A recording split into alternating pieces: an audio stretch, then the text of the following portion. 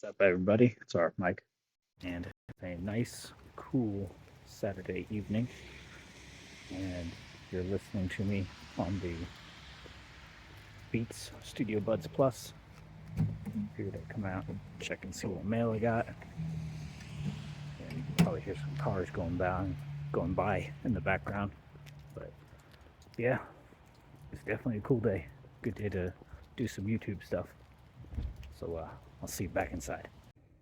Alright, so my final thoughts on the Beats Studio Buds Plus. First off, these suckers are actually $169, so $170 is what you can find these for on Amazon, compared to our Pixel Bud Pros are $199. So you are saving money right there off the bat if you want to look at the Studio Buds Plus. Now, only a few actual downsides to these, and that is that they don't offer a high water and dust resistance. There is no wireless charging, and what was the other thing?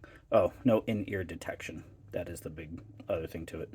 The other downside is that they are physical buttons instead of like a capacitive touch panel or something that you can just touch and change your settings with. Play, pause, controls, all that. So you have to physically press on them. So that can be kind of an annoyance if that's something you want, or you want to be able to just quickly tap and swipe. These won't be the ones for you. You'll want to look at like Pixel Buds or some other things that actually have a touch control panel on the front of them. So now with all of that out of the way, let's get into what my favorite parts are to these earbuds and things that I do enjoy with them. I did use, as one of the first audio tracks for listening to, I did use Justin Timberlake's Tunnel Vision track to listen to. The mids and highs are good. Definitely notice some differences between these and the Pixel Bud Pros. I don't have the first version of the Beats Studio Buds to compare with, but from what I've heard online, everybody says these are definitely more of a upgrade compared to the originals, for sure. So that is a plus. And when it comes to the weight of these earbuds, they sit about 60 grams with the case. So they are a little heavier well, no, they're actually lighter than the Pixel Buds with the case, because this obviously has wireless charging. These ones do not. So if weight is a thing, you'll definitely like these. They do hold well in the ears with the basic ear tips that come on it, which are your standard gels. I actually had, during summer months of last year when I got these, I actually had a better time keeping these in my ears, easier time keeping these in my ears with the stock tips versus my Pixel Bud Pros. My Pros fell out of my ears or got really loose quite a bit. And last thing you want is one of these flying out of your ears when you're on a riding mower and end up crushing it and destroying an earbud. So the Beats definitely saved me for quite a bit. They fit good. For me, I have more of a standard ear canal, and I wear most of the time a large earbud. So keep that in mind if you are somebody that plans to sweat in these. These might actually fit and hold better for you. The case alone can fit in a pocket, or some pants, if you have a big enough coin pocket, will fit with no issue. It might be tight on some other pants for sure, so keep that in mind as well.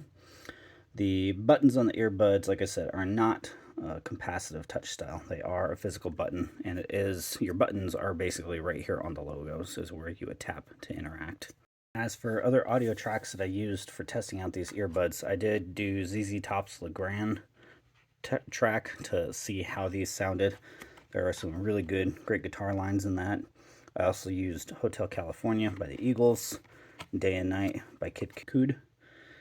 Was a great deep bass, and that's hitting at the 3-minute and 13-second mark. There is some really good bass in that, and the Beats Buds do handle bass really well, and that's without me going in and changing any settings on these. So I have basically used these as is. Using the noise canceling and all that, these do work good. I've actually been quite impressed with how they are with noise canceling, and we'll get into that here in a minute. When it comes to the transparency mode that these offer, it is actually pretty well balanced. It seems like the transparency does not override how your music sounds, because sometimes when you're listening to certain tracks, you'll be able to tell that your music seems to get cut down with transparency. this seems pretty well balanced when in a transparency mode, using it to listen to your tunes with. When it comes to the noise canceling, what I think about it, it actually does really well. I couldn't hear any wind noise when I had the noise canceling on when I was out at Dutch Bros. We have one Dutch Bros here in the Springs that has a hillside location where it's kind of literally on the side of a hill. And the way the wind hits that place, you could definitely get some major wind noise. But with the noise canceling on, I couldn't hear any wind coming through when I was listening to some tunes, giving them a shot. It worked really well. Another spot that the noise canceling did amazing at is when I was sitting at In-N-Out eating on a Sunday afternoon at noon hour, so obviously one of the busier times. And this was inside In-N-Out. I had Beastie Boys playing, and I believe it was, what was the track I was listening to? Intergalactic. And that track sounded good on these with the noise canceling going. Could hear all the bass, could hear all the mids and highs, no problem. The only downside when it comes to audio on this that I don't think I wrote down about, this only runs on AAC, so Advanced Audio Codec, or as I like to call it, the Apple Audio Codec. And that is about as high tune as it's going to get. You don't get any lossless, you don't get anything super high. They do okay, they do good. I definitely feel that the sound profile is better on the Pixel Bud Pros over these, but again, you're paying a little more money versus these. You are paying less, but you get this cool transparency ability. You have the Beats name, the Beats sound, and the Beats sound isn't bad. It's definitely improved compared to the older years of Beats for sure. What I do like about these earbuds when it comes to their transparency mode as well is if you are working outside and you have a job that has a lot of high loud audio noises that are like sudden noises that could pierce your eardrums, when you're wearing these, that doesn't happen. When you have, like, say you're hitting a hammer against a roof, say you're doing roofing work, you won't hear that hammer noise pierce your ear when you have transparency mode going. If you're listening to like a podcast or you're listening to music, it's not something that's just going to be amplified through the earbuds. It's actually pretty well ducked, so that way it doesn't bother you or destroy your hearing. But also, when it comes to the flip side, it's not as clear as other earbuds that I have used. Like, some of the audio does get kind of jarbled depending on how loud it is when you have transparency going, but it's pros and cons when it comes to the Beats, that's for sure. But one big thing that I do like about these Beats, these are one of few earbuds that are out right now that actually are on the Google Find My network.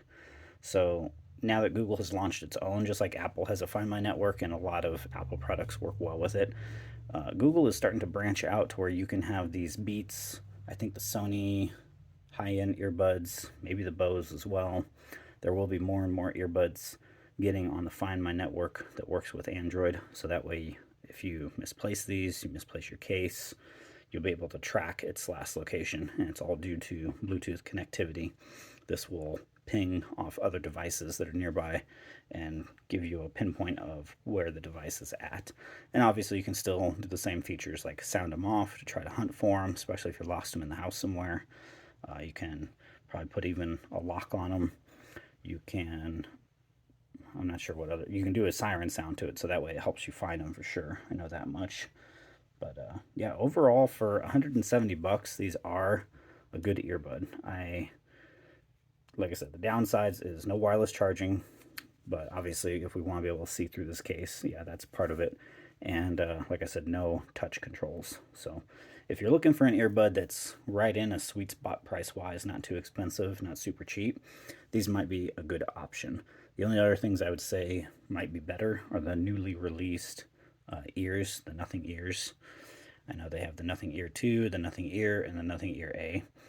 Looking at those earbuds are something I might look at down the road as another cheap alternative.